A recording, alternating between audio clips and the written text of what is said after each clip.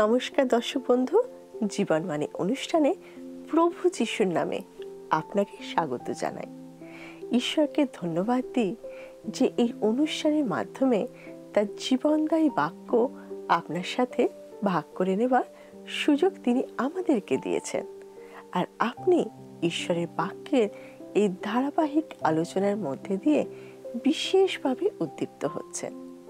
আমি বিশ্বাস করি প্রভুর বাক্য আজও আপনাকে উদ্দীপ্ত করবে এবং আপনি জীবনে চলার পথে নতুন দিশা খুঁজে পাবেন। আসুন এখন আমরা প্রার্থনা সহকারে তার জীবনদায়ী বাক্য শ্রবণ করি। শ্রবণ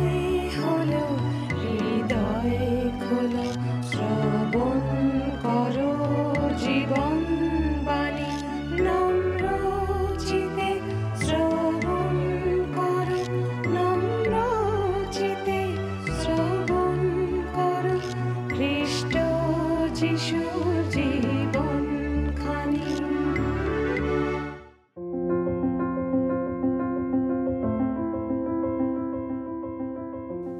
বর্তমানে আমাদের এই অনুষ্ঠানে আমরা জিএসকেল ভাববাদী পুস্তক থেকে আলোচনা করছি। আজকে আমরা এই পুস্তকের পঞ্চম এবং ষষ্ঠ অধ্যায় নিয়ে আলোচনা করব। এর আগে আমরা দেখেছি বাবিলে নির্বাসিত জিহুদীদের মধ্যে জিহিজকেলকে ঈশ্বর প্রহরী রূপে কাজ করার জন্য আহ্বান করেছেন। তিনি বিভিন্ন দর্শনের মাধ্যমে তাকে কি করতে হবে সেই বিষয়ে নির্দেশ দিয়েছেন। তার আগে জিহিজকেল ভাববাদী ঈশ্বরের মহিমাময় প্রতাপের দর্শন পেয়েছিলেন। ঈশ্বরের প্রতাপের সামনে তিনি উপুর হয়ে পড়েছিলেন। ঈশ্বর তাকে শক্তিযুক্ত করে দাঁড় করিয়েছিলেন এবং তাকে একটি পুস্তক ভোজন করতে বলেছিলেন, যা তার মুখে মিষ্টি লেগেছে। তারপর তিনি তাকে ঈশ্বরের বাক্য ঘোষণা করার জন্য প্রেরণ করেছিলেন। গতদিনে আমরা শুনেছি একটি চিহ্ন কাজের মধ্যে দিয়ে নির্বাসিত জিহুদীদের কাছে জেরুজালেমের ধ্বংস ও তাদের শাস্তির বিষয়ে ঈশ্বর ঘোষণা করতে বলেছিলেন। একটা ইটের উপরে জেরুজালেম শহর এঁকে পরে তা ভেঙে দিয়ে ঈশ্বর বোঝাতে চেয়েছিলেন যে জেরুজালেম শহর ধ্বংস হবে, এবং একটা লোহার তাওয়া দিয়ে ইটটাকে আড়াল করে ঈশ্বর বোঝাতে চেয়েছিলেন যে জেরুজালেম অবরুদ্ধ হবে। আর পঞ্চম অধ্যায়ে আজকে আমরা দেখব আরও একটা চিহ্ন যা জিএসকেল ভাববাদী করে দেখাবেন। আসুন পাঠ করি 5 অধ্যায়ের প্রথম 3 পদ। জিএসকেল ভাববাদীর পুস্তক 5 অধ্যায়ের প্রথম 3 পদ। আর হে মনুষ্য সন্তান, তুমি একখানা তীক্ষ্ণ অস্ত্র লইয়া অর্থাৎ নাপিতের খুর লইয়া আপন মস্তক ও দাড়ি খৌরি করিবে, পরে নিক্তি লইয়া সেই কেশ সকল ভাগ করিবে। পরে নগরের অবরোধকাল সাঙ্গ হইলে তাহার তৃতীয়াংশ নগরের মধ্যে অগ্নিতে দগ্ধ করিবে, এবং তৃতীয়াংশ লইয়া নগরের চারিদিকে খড়গ দ্বারা কাটাকুটি করিবে, অপর তৃতীয়াংশ বায়ুতে উড়াইয়া দিবে। পরে আমি তাহাদের পশ্চাতে খড়গ নিষ্কোষ করিব, আবার তুমি তাহার অল্প সংখ্যক কেশ লইয়া আপন বস্ত্রের অঞ্চলে বাঁধিয়া রাখিবে।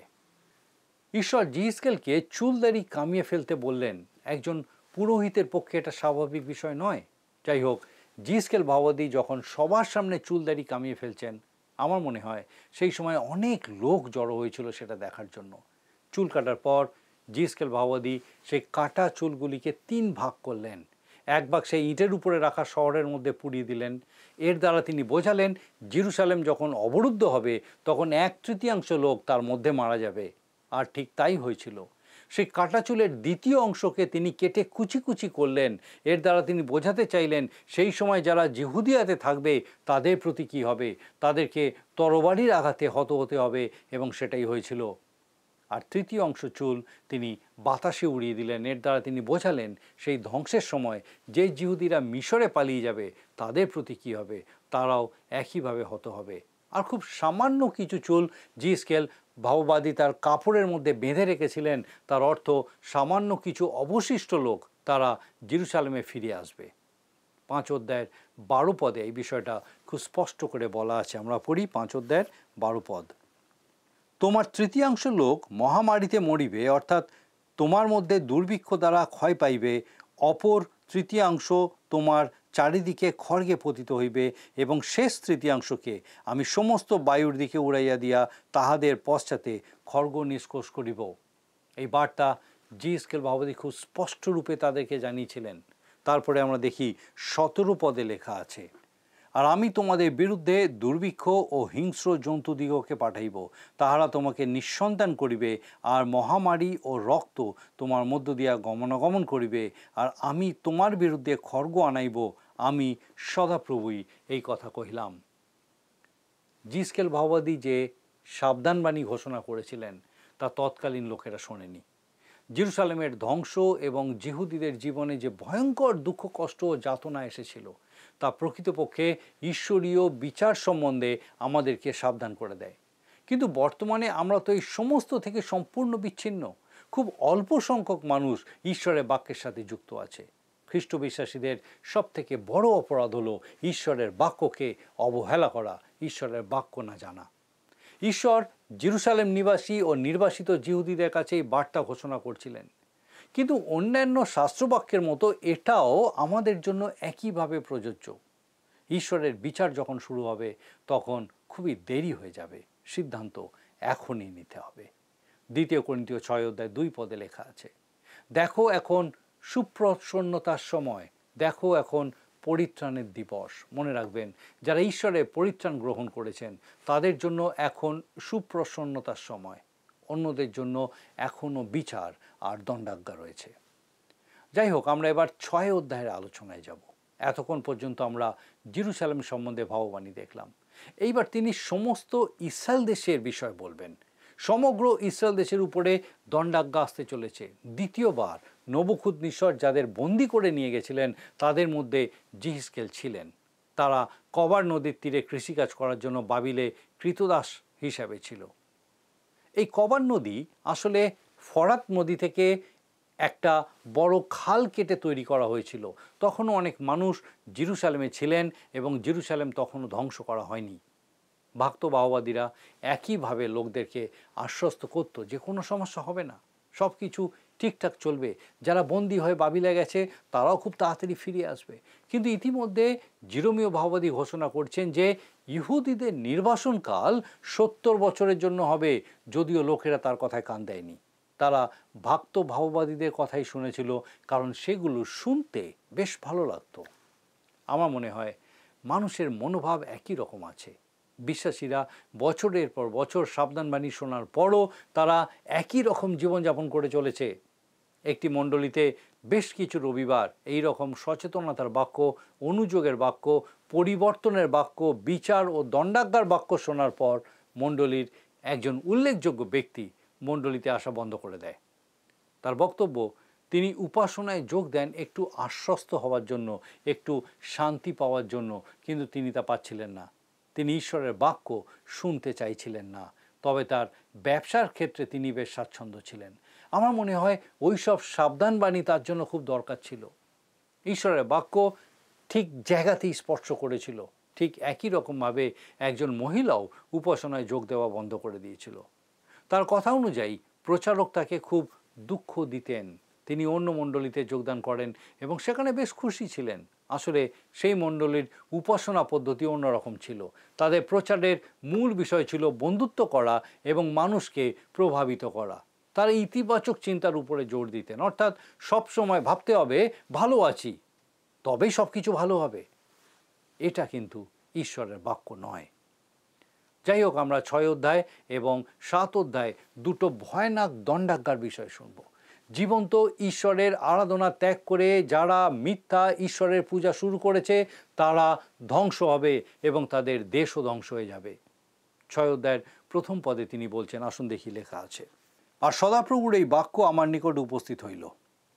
জিসকেল ভাওবাদী কি বলছে লোকে সেটা শুনবে না, তাই জিসকেল ভাওবাদী বলছেন, আমি যা ভাবছি তা তোমাদের বলছি না, আমি কি আশা করছি সেটাও তোমাদেরকে বলছি না, কিন্তু ঈশ্বর যা বলতে চান আমি সেটাই বলছি। আর এই বার্তাটি শেষ হচ্ছে একটি বিশেষ শব্দবন্ধনীর দ্বারা, তাহাতে তাহারা জানিবে যে আমি সদাপ্রভু। ঈশ্বর তাদের জীবনে এই শাস্তি নির্ধারণ করেছেন যেন তারা জানতে পারে যে তিনি সদাপ্রভু। এই দণ্ডাজ্ঞার একটি উদ্দেশ্য হলো মানুষ যেন জানতে পারে যে ঈশ্বর পবিত্র। পৃথিবীর মানুষকে জানতে হবে ঈশ্বর পবিত্র ঈশ্বর, ঈশ্বর ভালোবাসার ঈশ্বর। এই নিয়ে আমরা অনেক আলোচনা করেছি। ঈশ্বর প্রেমের ঈশ্বর, এটা খুব সত্যি কথা, কিন্তু এটাই সব নয়। মুদ্রার অন্য পিঠটাও আমাদের দেখতে হবে। ঈশ্বর পবিত্র এবং তিনি পাপের দণ্ড দিয়ে থাকেন। যদি আপনি তার অবাধ্য হন, যদি আপনি তাকে অস্বীকার করেন এবং যদি আপনি তার পরিত্রাণ গ্রহণ না করেন, তাহলে একটাই বিষয় আপনার জন্য অপেক্ষা করবে, সেটা হলো বিচার। মানুষ নানান অজুহাত দেখায়, সে কখনোই নিজেকে পাপী মনে করে না। তারা ঈশ্বরকে ছেঁটে ফেলতে চায়, তারা তার অস্তিত্বকে মানতে চায় না। অনেকদিন আগে একজন ইহুদি প্রমাণ করতে চেয়েছিলেন যে ঈশ্বর বলে কিছু নেই। তার যুক্তি ছিল, ইহুদি বাইবেলে ঈশ্বরকে ইহুদি জাতির বিশ্বস্ত রক্ষাকর্তা রূপে দেখানো হয়েছে, কিন্তু কম করে 60 লক্ষ ইহুদি নাৎসিদের হাতে হত হয়েছে। সে বলেছিল, এই ঈশ্বরকে আজ বিশ্বাস করতে হলে এটাই বলতে হবে, ক্রুদ্ধ ঈশ্বর অ্যাডলফ হিটলারকে শাসনদণ্ড হিসাবে ব্যবহার করেছিলেন এবং তার মনোনীত জাতিকে মৃত্যুর জন্য নাৎসি জার্মানির বন্দি শিবিরে পাঠিয়েছিলেন। এটা মেনে নেওয়া আমার পক্ষে খুবই কঠিন। সে আরও বলেছিল, জার্মানির সেই মৃত্যু শিবিরের পর মৃত ঈশ্বরকে ঈশ্বর বিশ্বাসীরা তাদের বিশ্বাসে জোরেও আর উঠাতে পারবে না।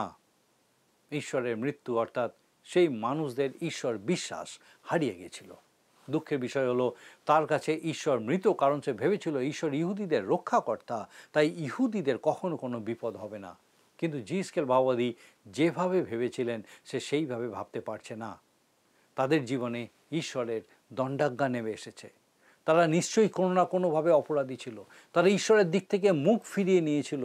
তাদের বিশেষ সুবিধা দেওয়া হলেও তাদের যা করণীয় ছিল তারা তা করেনি। জিএসকেল ভাওবাদী তাদের বলেছিলেন যে ঈশ্বরই তাদের জীবনে অমঙ্গল নিয়ে আসছেন, যেন তারা বুঝতে পারে যে তিনি পবিত্র ঈশ্বর, তার বিচার ভয়ঙ্কর। সাধু পৌল লিখছেন, অতএব প্রভুর ভয় কি তাহা জানাতে আমরা মনুষ্য দিগকে বুঝাইয়া লওয়াইতেছি। জিএসকেল ভাওবাদীও তার কর্মজীবনের শুরুতেই ঈশ্বরের পবিত্রতা সম্পর্কে অবগত ছিলেন, তাই তিনিও তার জীবন উৎসর্গ করেছেন মানুষদেরকে বোঝানোর কাজে। জিএসকেল ভাওবাদী পুস্তকের 6 অধ্যায়ের 2 পদে লেখা আছে, আসুন দেখি আমরা পড়ি। হে মনুষ্য সন্তান, তুমি ইসরায়েলের পর্বতগণের দিকে মুখ রাখিয়া তাহাদের কাছে ভাববাণী বলো। জিএসকেল ভাওবাদী এখন বাবিলে নির্বাসিত, আর তাকে বলা হচ্ছে ইসরায়েলের পর্বতগণের দিকে মুখ করে ভাববাণী বলতে, অর্থাৎ এই ভাববাণী সমস্ত ইসরায়েল দেশের জন্য। যে বিচার আসতে চলেছে, যে দণ্ডাজ্ঞা আসতে চলেছে, তা সমস্ত ইসরায়েল দেশের জন্য। আসুন আমরা 3 পদ পাঠ করি। লেখা আছে, এই কথা বলো, হে ইসরায়েলের পর্বতগণ, তোমরা প্রভু সদাপ্রভুর বাক্য শোনো। প্রভু সদাপ্রভু পর্বতগণকে, উপপর্বতগণকে, জলপ্রণালী ও উপত্যকা সকলকেই কথা কহেন, দেখো আমি তোমাদের উপর এক খড়গ আনিব ও তোমাদের উচ্চস্থলী সকল বিনষ্ট করিব। পবিত্র শাস্ত্রে প্রধান প্রধান ব্যক্তিদের অর্থাৎ রাজা বা শাসনকর্তাদের অনেক সময় পর্বতের সাথে তুলনা করা হয়েছে, কিন্তু সব ক্ষেত্রে নয়। তাই আমাদেরকে রূপক পর্বত এবং আক্ষরিক পর্বত দুইভাবেই ভাবতে হবে। আমার মনে হয় জিএসকেল ভাওবাদী এখানে তার দেশের ধূলিময় রুক্ষ মাটির কথাই বলছেন। 3 পদের শেষ অংশে লেখা আছে, আমি তোমাদের উচ্চস্থলী সকল বিনষ্ট করিব।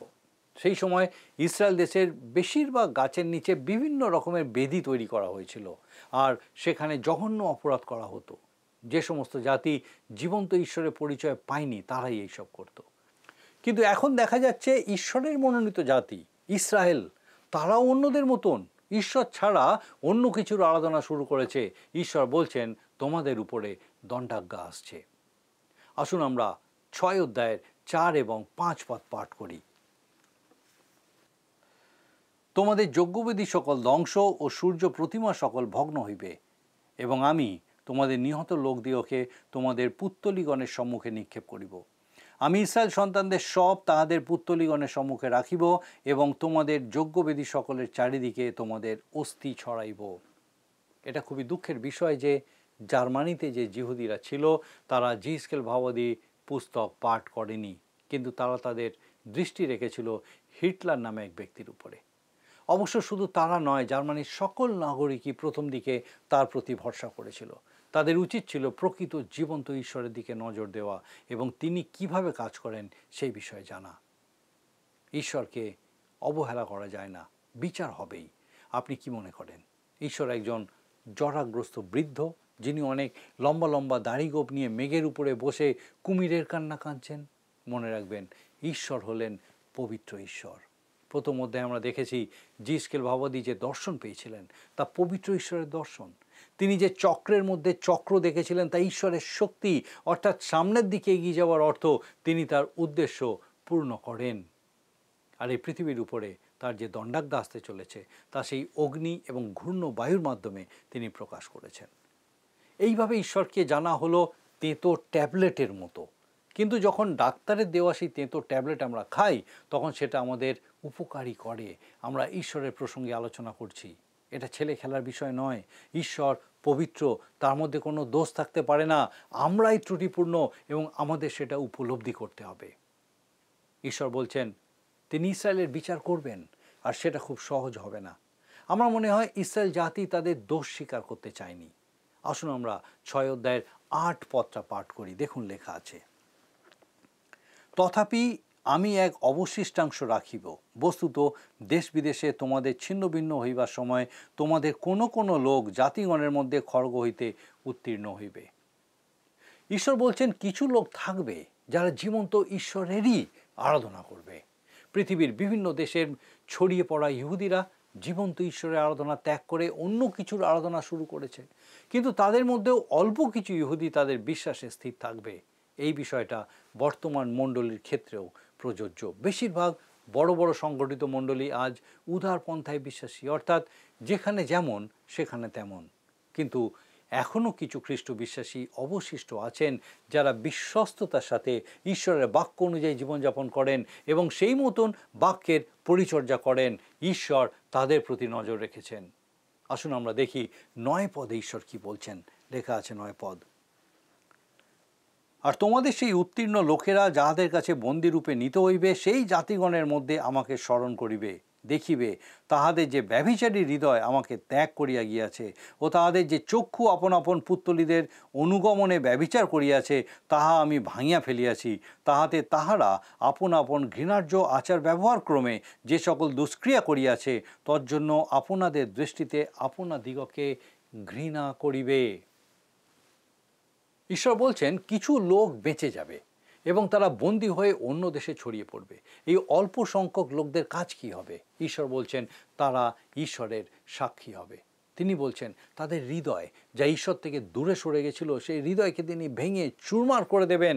যাদের আত্মিক অধঃপতন হয়েছিল, আত্মিকভাবে ব্যভিচার করেছিল, তারা অনুতপ্ত হবে। প্রভু যীশু খ্রিস্ট দ্বিতীয় আগমনে তার মণ্ডলীকে নিয়ে চলে যাওয়ার পর যে সমস্ত খ্রিস্ট মণ্ডলী পৃথিবীতে থেকে যাবে তাদেরকেও প্রকাশিত বাক্য 17 অধ্যায়ে ব্যভিচারী বলে উল্লেখ করা হয়েছে। গোটা বাইবেলের মধ্যে এই অধ্যায়টা সবচেয়ে ভীতিজনক। ভয়ঙ্কর এক ছবি এই অধ্যায়ে ফুটে উঠছে। ঈশ্বর আরও বলছেন তাহারা আপন আপন ঘৃণার্য আচার ব্যবহার ক্রমে যে সকল দুষ্ক্রিয়া করিয়াছে তজ্জন্য আপনাদের দৃষ্টিতে আপনাদিগকে ঘৃণা করিবে। এটা হলো ঈশ্বরের দণ্ডাজ্ঞার একটা পরিণাম। কিন্তু আজকাল আমাদের সমাজে আমরা এই পরিণাম দেখতে পাই না। সুতরাং আরও বড় দণ্ডাজ্ঞা আসবে এবং সেটা হবে সেই মহাক্লেশের সময়। ঈশ্বরের সেই বিচার এত ভয়ঙ্কর হবে যে মানুষ নিজেদের জিভ কামড়াবে। আপনি হয়তো ভাবছেন তখন অনুতাপের ঝড় বয়ে যাবে। না, তা কিন্তু হবে না। জিসকেলের সময় কিছু লোক তাদের কৃতকর্মের জন্য অনুতপ্ত হয়েছিল, কারণ তখনও তারা ঈশ্বর থেকে অনেক দূরে সরে যায়নি। আপনি যদি দিয়াবলের আরাধনা করার জন্য অনুতপ্ত না হয়ে থাকেন তাহলে কখনোই ঈশ্বরের সন্তান হতে পারবেন না। আসুন আমরা দেখি 10 পদে লেখা আছে, আর তারা জানিবে যে আমি সদাপ্রভু, আমি তাহাদের প্রতি অমঙ্গল ঘটাইবার কথা বৃথা কহি নাই। এই অধ্যায়ে 3 বার এই কথা আছে, তাহারা জানিবে যে আমি সদাপ্রভু। ঈশ্বরের দণ্ডাজ্ঞার এটাও একটা পরিণাম, কিন্তু আমাদের সময় আমরা তা দেখতে পাচ্ছি না। ঈশ্বরের বিচার যখন নেমে আসে তখন আমরা তার হস্তক্ষেপকে উপলব্ধি না করে বলে থাকি ঈশ্বর কোথায়। আমরা সবসময় মনে করি ঈশ্বর আমাদের শুধু মঙ্গলই করবেন, কিন্তু এই ধারণা কোত্থেকে পাই আমরা? ঈশ্বর পাপের দণ্ড দেন আর অনেকেই এর বিরোধিতা করে। তারা চায় না যে ঈশ্বর ন্যায় বিচার করুক। আপনি আপনার মতো ঈশ্বর তৈরি করতে পারেন, কিন্তু একমাত্র পবিত্র জীবন্ত ঈশ্বর আছেন যিনি ন্যায় বিচার করেন। আপনি তাকে না চাইলেও তিনি আছেন, তিনি থাকবেন এবং তিনি বিচার করবেন। আসুন আমরা 13 পদ পাঠ করি। দেখি লেখা আছে, তাহাতে তোমরা জানিবে যে আমি সদাপ্রভু, যখন সমুদয় উচ্চ গিরিতে পর্বতশৃঙ্গে হরিৎপর্ণ বৃক্ষের তলে তাহাদের যজ্ঞবেদীর চারিদিকে পুত্তলীগণের মধ্যে তাহাদের নিহত লোকেরা থাকিবে, এবং প্রত্যেক ঝোপাল এলাবৃক্ষের তলে যে স্থানে তাহারা আপন আপন পুত্তলীগণের উদ্দেশ্যে সৌরভার্তক নৈবেদ্য উৎসর্গ করিত, সেই স্থানেও থাকিবে। হিটলারের নেতৃত্বে যখন জার্মানিতে জিহুদিদের উপর অত্যাচার চলছিল, সেই সময় অনেক জিহুদি ঈশ্বরের প্রতি ফিরে এসেছিল। তার ফলস্বরূপ আজ ইউরোপে এত মানুষ খ্রিস্ট বিশ্বাসী। আমরা তাদের কথা ভুলে যাই, তাদের বিষয়ে আলোচনা করি না। আমাদেরকে ঈশ্বরের হস্তক্ষেপ বুঝতে হবে। তিনি পবিত্র ঈশ্বর। তার নিজ পুত্র যখন সমস্ত মানুষের পাপের দায় নিয়ে পাপ স্বরূপ হয়েছিলেন, তখন তিনি তাকেও ছেড়ে দেননি। তাহলে আমরা কি করে ভাববো যে পাপ করলেও ঈশ্বর আমাদের বিচার করবেন না, দণ্ড দেবেন না? ঈশ্বর কেন তাদের দণ্ড দিচ্ছেন এখানে তা স্পষ্ট করে বলেছেন। এখনও সেই দেশের উপরে ঈশ্বরের দণ্ডাজ্ঞা রয়েছে। আমরা অনেকে বলে থাকি ইসরায়েল দেশ দুগ্ধ মধু প্রবাহী দেশ। আমরা ভুল করি, নিজেদেরকে ভুলাই। সেটা দুগ্ধ মধু প্রবাহী দেশ নয়। তারা এখনও ঈশ্বরের প্রতি ফেরেনি, এখনও তাদের প্রতি দণ্ডাজ্ঞা আছে। আসুন আমরা এবারে 6 অধ্যায়ের শেষ পদটা আলোচনা করি। লেখা আছে, আর আমি তাহাদের উপরে আপন হস্ত বিস্তার করিব, এবং তাহাদের সমস্ত বসতি স্থানে প্রান্তর হইতে দিবলা পর্যন্ত দেশ ধ্বংস ও উৎসন্ন করিব, তাহাতে তাহারা জানিবে যে আমি সদাপ্রভু। এই শেষ পদে আবার আমরা ওই একই শব্দবন্ধনী পেলাম, তাহাতে তাহারা জানিবে যে আমি সদাপ্রভু। ইসরায়েল জাতি ঈশ্বর বিমুখ, তাই তাদের জীবনে বিভিন্ন আঘাত, তাড়না, মৃত্যু এবং ধ্বংস আসবে। এটাই ঈশ্বরের বিচার, যেন তারা বুঝতে পারে, জানতে পারে যে তিনি সদাপ্রভু। আজকের আলোচনার শুরুতে আমরা দেখেছিলাম ঈশ্বর জিসকেল ভাবাদিকে তার মাথার চুল এবং দাড়ি কামিয়ে ফেলতে বলেছিলেন, এবং সেই কাটা চুলগুলোকে 3 ভাগ করে, এক ভাগ ইটের উপরে আঁকা শহরের মধ্যে পুড়িয়ে ফেলতে বলেছিলেন, বাকি এক ভাগ কুচি কুচি করে কাটতে বলেছিলেন, এবং তৃতীয় ভাগ ছড়িয়ে ফেলতে বলেছিলেন। এর দ্বারা তিনি বোঝাতে চেয়েছিলেন যে জেরুসালেমের এবং জিহুদিদের কী দশা হতে চলেছে। কিন্তু বারবার সাবধান করার পরেও তারা মন ফেরায়নি। জীবন্ত ঈশ্বরের আরাধনার পরিবর্তে তারা তাদের হাতে গড়া বিভিন্ন বস্তুর আরাধনা করে চলেছিল। কিন্তু সদাপ্রভু পবিত্র ঈশ্বর, তিনি পাপের শাস্তি দিয়ে থাকেন, তিনি ন্যায় বিচার করেন। আর তাই ইহুদি জাতি তার মনোনীত জাতি হলেও তাদের চরম ধ্বংসের ভবিষ্যৎবাণী তিনি করেছিলেন, এবং সেটা শুধু কথার কথা নয়, সেটাই ঘটেছে আর সেটাই ঘটবে, যেন মানুষ জানতে পারে যে তিনি ঈশ্বর। আসুন আমরা সচেতন হই, যেন আমাদের জীবনে জীবন্ত ঈশ্বরের হস্তক্ষেপ আমরা বুঝতে পারি এবং আমরা তার বাধ্য থাকতে পারি। ঈশ্বর আমাদের প্রত্যেককে আশীর্বাদ করুন। আসুন প্রার্থনায় যাবার আমি চাইব আপনিও যোগ দিন। আসুন প্রার্থনা করি। মঙ্গলময় পিতা, তোমার ধন্যবাদ স্তুতি করি প্রভু যে তুমি আমাদের ছেড়ে দাওনি। ধন্যবাদ দিই স্বর্গীয় পিতা যে প্রতি মুহূর্তে তোমার জীবন্ত বাক্য দ্বারা তুমি আমাদেরকে সেই সুযোগ দিয়ে থাকো, যেন পিতা আমরা তোমাকে আমাদের জীবনে উপলব্ধি করে তোমার কাছে ফিরে আসতে পারি। ধন্যবাদ দিই আজকে আমাদের সেই প্রত্যেক দর্শক বন্ধুর জন্য। স্বর্গীয় পিতা, তোমার পবিত্র পরাক্রমে প্রত্যেককে পূর্ণ করো। তোমার জীবন্ত বাক্য যেন সে প্রত্যেক আত্মা প্রাণকে তৃপ্ত করে, তোমার দিকে নতুনভাবে সংযোজিত হতে সাহায্য করে।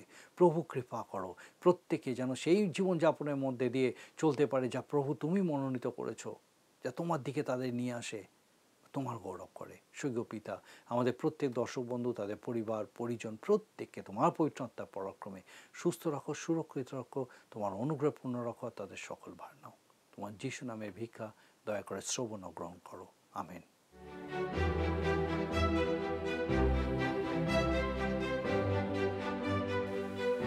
প্রিয় বন্ধু, আপনাদের কাছে আমার বিশেষ অনুরোধ, এই অনুষ্ঠান কেমন লাগছে তা আমাদেরকে জানাবেন।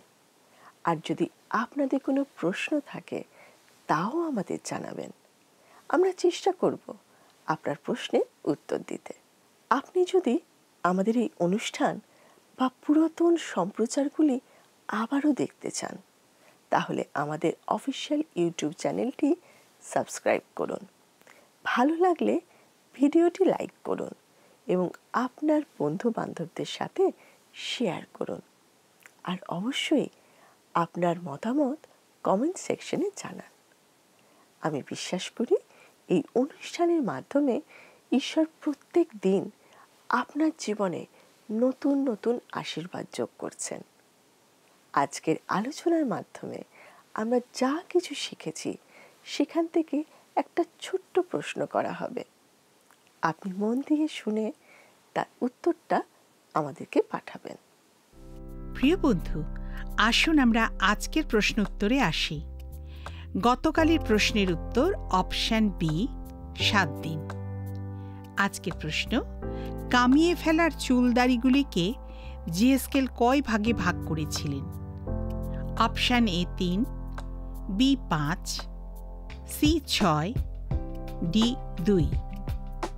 প্রিয় বন্ধু, এই প্রশ্নের উত্তর আগামীকাল সন্ধ্যা 6টার মধ্যে option A, B, C, D সহকারে আপনার নাম ও সম্পূর্ণ ঠিকানা সহ 9433497235 এই নম্বরে SMS বা লিখে পাঠাবেন।